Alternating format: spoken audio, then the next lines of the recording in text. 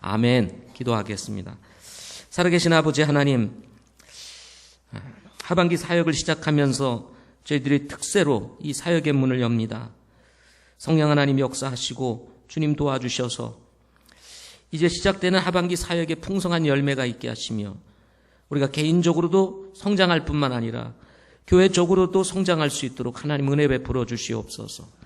또 이 특세에 함께 기도하기 위해서 모인 우리 사랑하는 성도들 주님 축복하여 주시고 이번 한 주간 동안 기도로 하나님을 만나며 교제할 수 있게 하시고 기도의 능력을 힘입고 또 성장의 발판을 마련할 수 있는 영적 힘을 얻을 수 있는 복된 새벽 기도가 될 수 있도록 축복해 주옵소서.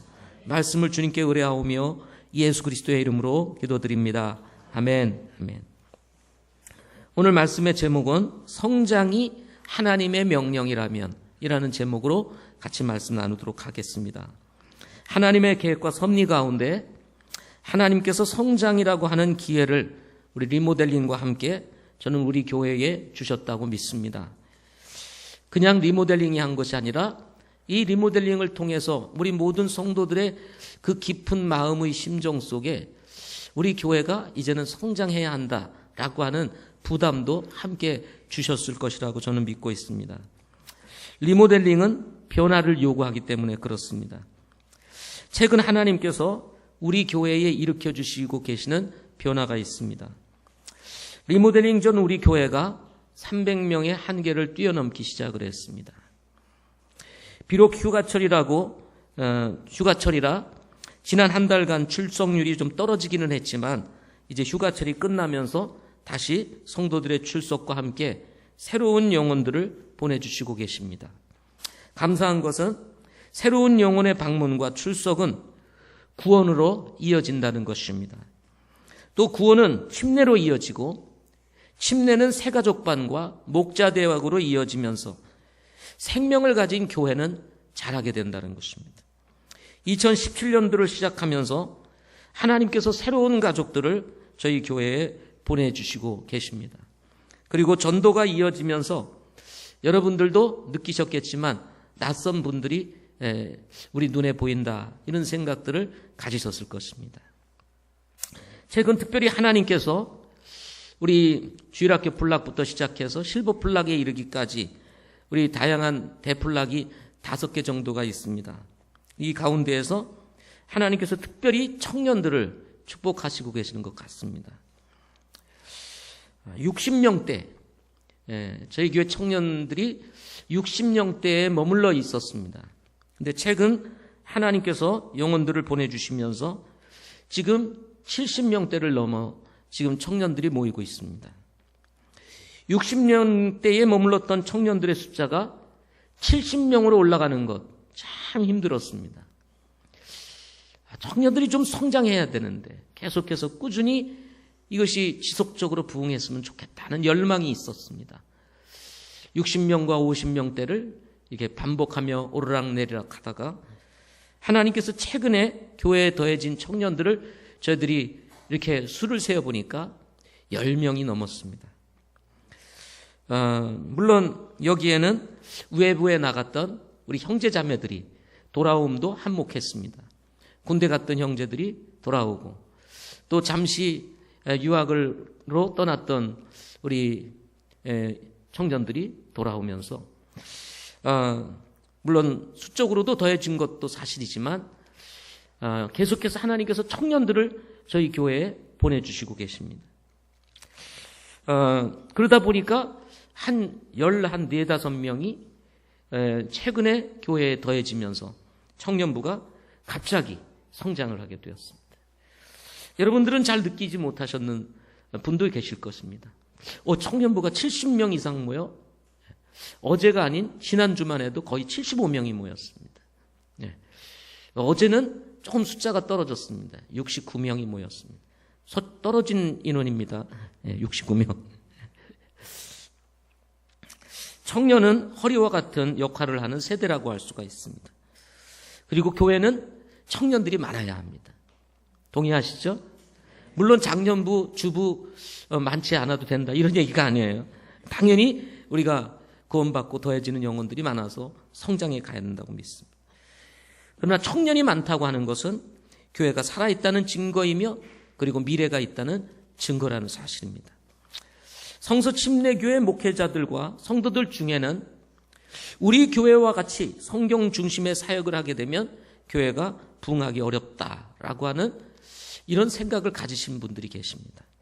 그야말로 어떻게 보면 패배의식, 성서 침례교회의 특징을 자꾸 부각시키면 교회는 성장하지 않는다라는 생각 속에서 우리가 가지고 있는 하나님이 주신 좋은 것들을 드러내기보다는 자꾸 뭔가 인간적인 또는 세상적인 또 오늘날 시대가 요구하는 것을 쫓아가려고 하는 이런 경향을 띠게 됩니다.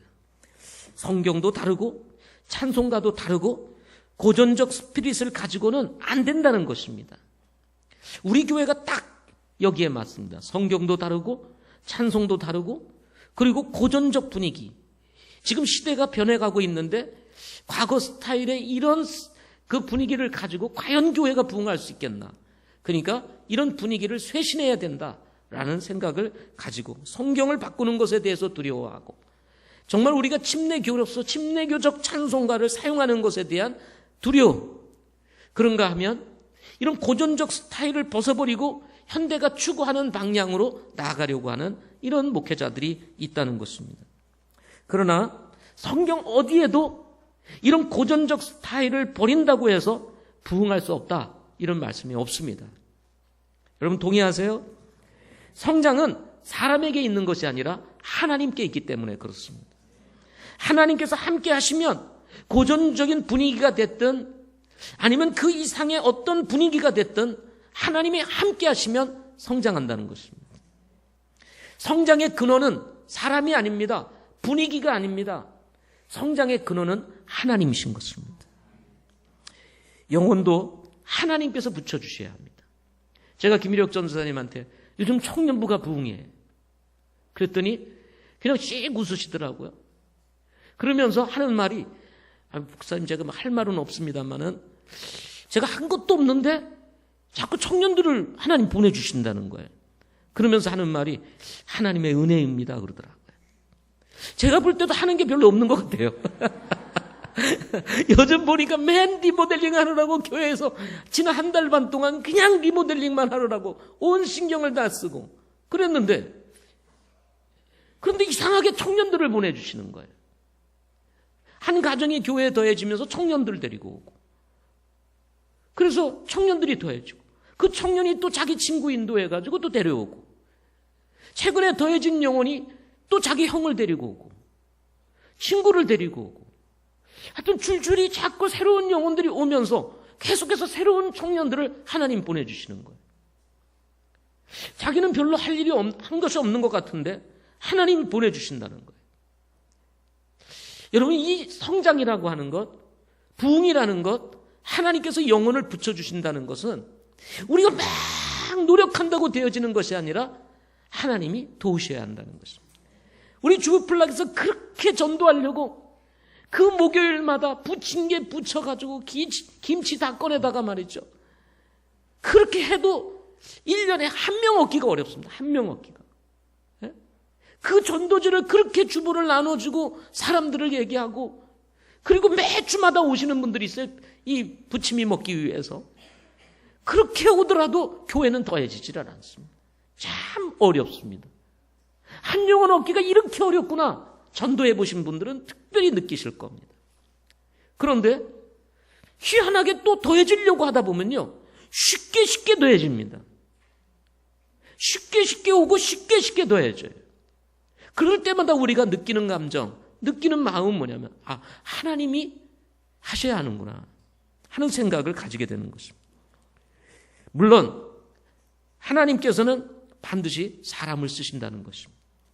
아담을 만드시고 노아를 쓰시고 아브라함을 쓰시고 그리고 요셉을 쓰시고 모세를 쓰시고 그리고 이사야를 쓰시고 말라기를 쓰시고 침례 요한을 쓰셨던 하나님께서 사랑하는 독생자 아들 예수 그리스도를 완전한 인간 되게 하셔서 그 예수님을 쓰셨던 하나님이셨습니다. 따라서 성장의 현장에는 늘 하나님께서 쓰시는 사람들이 있다는 거예요. 그래서 제가 사역자론이라고 하는 이 주제로 우리 신학교 학생들에게 강의를 하는데 사역자론 첫 강의를 하면서 제가 이런 얘기를 했습니다. 우리 김일혁 전사님이 자기는 한 일이 없는데 하나님께서 청년들을 보내주신다라고 이야기했을 때 제가 그 신학생들에게 이런 얘기를 했습니다. 어쨌든 그 일꾼이 세워져서 청년들이 더해진다고 하는 것에는 하나님이 그 사람을 쓰시고 있기 때문에 가능한 일이다라고 얘기를 했습니다. 그 김일혁 전도사님이라고 하는 사람이 있기 때문에 하나님이 그 사람을 쓰신다는 거예요. 그 사역의 중심에 자리를 잡고 뭔가 주님을 섬기고 있는 그 어떤 한 사람을 통해서 하나님은 영혼을 보내주시고 세워주시게 된다. 특세 첫날 도전하고 싶습니다. 나와 여러분이 그 한 사람이 되자. 그리고 그 한 사람이기를 위해서 우리가 기도하자. 하나님이 나를 쓰시도록. 왜? 성장은 하나님의 명령이기 때문에 그렇습니다. 창세기 1장 27절에서 하나님께서 자신의 형상대로 사람을 창조하셨다고 말씀하시고 28절에서 그들에게 복을 주시며 말씀하시기를 다산하고 번성하여 땅을 채우라, 땅을 정복하라. 또 바다의 물고기와 공중의 날짐승과 땅 위에서 움직이는 모든 생물을 지배하라. 이렇게 말씀하셨습니다. 이 말씀을 보면 하나님께서는 하나님을 닮은 사람이 이 땅에 가득 채워지기를 원하셨다는 사실을 발견하게 됩니다. 하나님을 닮은 거룩한 존재인 사람이 이 땅에서 번성하고 하나님과 교제를 나누며 정말 멋지게 살기를 원하셨던 것이 하나님의 계획이셨다는 것입니다. 개인적인 성장, 영적인 성장도 있지만 하나님은 이렇게 수적인 성장도 원하셨다는 것입니다. 하나님께서는 이 사실을 본문에서 뭐라고 우리에게 선포하고 있냐면 이것이 복이라고 말하고 있습니다. 복. 하나님께서 우리에게 복을 주시며 말씀하시기를 다산하고 번성하며 땅을 채우라, 땅을 정복하라. 그래서 여러분, 성장이라고 하는 것은 하나님이 우리에게 주신 복이라는 것입니다. 그러나 이 복은 인간이 죄를 범함으로 깨지게 되었고 새로운 계획으로 바꾸셨습니다. 죄를 범한 인간을 구원하시고자 하시는 하나님의 계획은 아브라함이라고 하는 한 사람을 택하시고 그를 통해서 민족을 이루어 하나님의 구원의 계획을 이루기를 원하셨습니다. 그러나 이 계획은 결국 자기 우월주의에 빠져서 이방인들을 개 쳐다보듯이 볼 뿐만 아니라 그들을 구원하기 위해서 오신 메시아를 배척함으로 결국은 이스라엘 민족으로 되지 않다는 생각을 가지시고 또다시 계획을 바꾸십니다. 그래서 하나님께서 세우신 것이 무엇입니까? 바로 교회인 것입니다. 교회.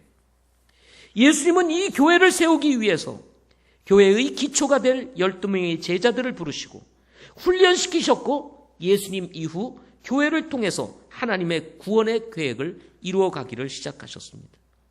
바로 이때 우리에게 주셨던 말씀, 바로 우리에게 주셨던 그 미션이 담긴 강력한 메시지, 그것이 바로 마태복음 28장 19절 20절 말씀인 것입니다. 그러므로 너희는 가서 모든 민족들을 가르치고 아버지와 아들과 성령의 이름으로 그들에게 침례를 주며 무엇이든지 내가 너희에게 명령한 모든 것을 그들에게 가르쳐 지키게 하라. 보라, 내가 세상의 끝까지 항상 너희와 함께 있으리라. 보라, 내가 세상의 끝까지 항상 너희와 함께 있느니라 라고 했을 때 함께 있다는 이 말은 미래형도 아니고 과거형도 아니고 현재형으로 기록되어 있습니다. 하나님은 지금도 우리와 함께 계시고 어제도 우리와 함께 계셨고 그리고 내일도 우리와 함께 계시는 현재의 하나님이라는 사실을 말씀해 주고 있습니다. 뿐만 아니라 바로 이 마태복음 28장 19절 20절 말씀은 영어적으로 보면 어떤 단어로 시작하냐면 go라고 하는 단어로 시작합니다. 가라라고 하는 이 명령으로 이 말씀이 시작이 됩니다. 그리고는 그 다음에 나오는 동사가 teach, 가르치라고 하는, 우리가 번역상 가르치라고 하는 이 명령형으로 기록되어 있습니다.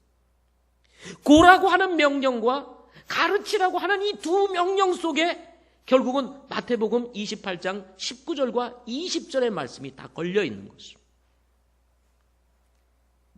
특히 teach라고 하는 이 단어, 가르치라는 이 단어는 제자를 삼기 위한 의미를 담고 있는 단어로 기록되어 있기 때문에 사실 개역성경처럼 제자를 삼으라고 번역을 해도, 제자를 삼아라고 번역해도 무리가 없는 단어라고 할 수가 있습니다. 이 명령은 교회에 주신 명령이기 때문에 나와 여러분에게 주신 명령이라고 말할 수가 있는 것입니다.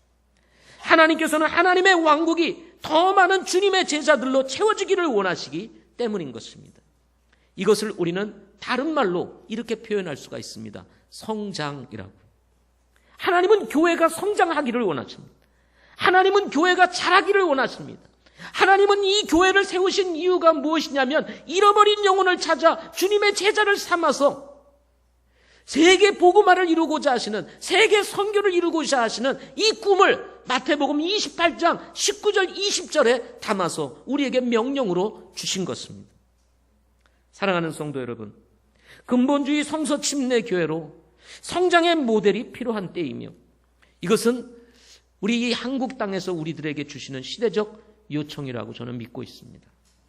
주님의 명령에 순종하여 우리가 영적으로 뿐만 아니라 수적으로 성장해서 강력한 힘을 가지고 주님 오시기 전 민족 복음화와 세계 선교를 이루는 교회로 우리가 모델 교회로 세워지고 우리와 함께하는 이 성서 침례 교회들을 서로 격려하면서 세우며 우리가 함께 이 마지막 시대에 영혼을 구령할 수 있는 우리 큰빛 성서 침례 교회뿐만 아니라 우리 성서 침례 교회가 될 수 있기를 소망합니다. 하나님께서 우리 교회를 성서 침례 교회로 불러주시고 그 한가운데서 사역을 하게 하셨습니다.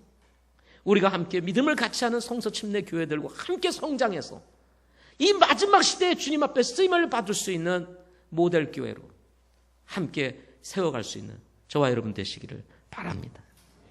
이것은 우리에게 주신 하나님의 미션입니다. 명령입니다. 이 명령에 순종해서 성장을 향해서 함께 나아가고 이 시대에 쓰시는 하나님의 그 한 사람이 우리 모두가 될 수 있기를 바랍니다. 기도하겠습니다.